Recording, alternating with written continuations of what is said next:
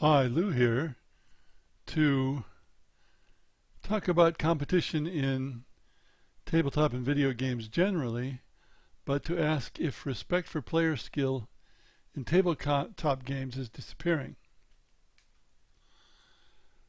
And first, I suppose we could talk about video games. Now, video games are often athleticware rather than thoughtware, so player skill is usually physical skills rather than mental skills, let's say. Of course, tabletop games are frequently thoughtware, although some are too simple to have much in the way of thought in them. And of course, there are dexterity games as well, which emphasize physical skills and in that respect are more or less related to video games. Further, we have free-to-play games in video that earn their revenue from in-app purchases, and they are often pay to win. That is, you spend your money to gain functional advantages. Now that's not always true. Some games sell only cosmetic advantages or enhancements, but those are, I think, somewhat rare. Now, tabletop collectible card games like Magic the Gathering also have the pay to win aspect. And of course, in video games, there's also the specter of exploits, that is, programs that enable cheating. So you can never be sure about how much that kind of thing is affecting results. Now, one way that video gamers compete with each other when they're playing single-player games is they compare time taken to a complete or high score. In other words, it's a parallel competition. Each player does his own thing, and then the results are compared. Now, a young speaker who was already author of 2 books that I listened to maybe 10 years ago said looking for exploits and glitches was perfectly okay. His description was, "It's the fruits of our research." On the other hand, there's so many casual video games now, and in casual games, players tend to be less serious about the results. They're more into the journey than the destination. Sometimes they're into killing time. So many video games aren't intended to be competitive anymore. And of course, they can make hard games where it's harder to get a high score, but that translates to fewer sales. Your typical video game nowadays is more about experiences than about winning and losing, about vicarious activities. On the other hand, in industries as big as this, there's always going to be exceptions. We have esports. Esports is growing rapidly. The prizes can be in 6 figures of US dollars. Players are sometimes treated like rock stars. Some colleges or universities in the USA offer full scholarships to outstanding esports players. The team franchise fees for Call of Duty recently cost $25 million. Compare, franchises in Major League Soccer were just $100 million not long ago, and if I recall correctly, the fee for the Carolina Panthers about 25 years ago was $100 million. So $25 million for a franchise is very impressive.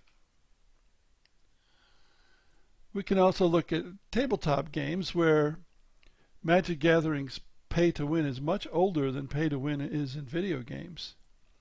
When I first heard of Magic the Gathering, I resolved to have nothing to do with it because it was not fair. Now, tournaments have found ways to avoid the pay to win, but what's presented to the average player is still dominated by more cards equals better chance to win. At that point, player skill means less than a player's willingness to spend.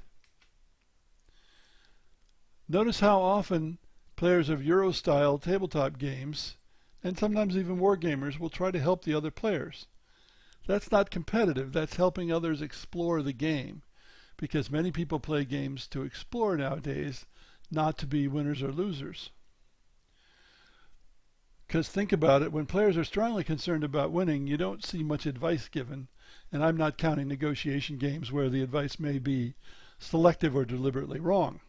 That's part of that kind of game. What about tournaments? Well, there are a few tabletop conventions that have lots of tournaments, for example, World Board Gaming Championships and PresCon, but most don't. Many tournaments aren't for blood in my experience as well. Very good sportsmanship. But that's not always true. The winners definitely get lots of respect. And yet most gamers rarely play in tournaments. There's something generational going on here, roughly speaking.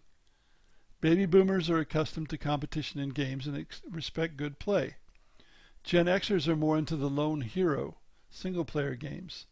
Millennials are interested in sharing and uniformity. They've often been taught not to be competitive. Of course, these are generalizations, and there are many exceptions. Here's an anecdote that probably started me working on this. I play-tested some games at a convention with Jeffro Johnson and his son Davis, who I think was 12 at the time, among others. Later, Jeffro said, "You were shocked when I told you at PresCon that my son did not have a real respect for the concept of player's skill. His gut reaction to a loss was to blame luck. And when he sets up balanced ship point Federation commander battles, it is always with the expectation that he could pull a trivially easy victory just on the basis of ship choice alone. But watching him play Pokemon CCG with his peers, I have to say that game is expressly designed to target and exploit the mentality I've observed in him. He wants to win by owning the best cards, not by becoming a superior player. Obviously, this is the opposite lesson that any good coach or parent would typically want to impart." Unquote. To me, this is another triumph of capitalism. And that I'm saying that sarcastically. Gamers and others are relying on corporate owners to tell them what to do, how to play, and what's important in their games. On the other hand, part of being a superior player is recognizing which are the best cards or the best ships. Pro sports teams want to have the best players, but it's also known that they have to play well as a team with good coaching to win. So respect for good play has decreased in general, but there are still plenty of people who do feel that respect. Is a lack of respect for player skill bad? No, just different. Thanks for listening.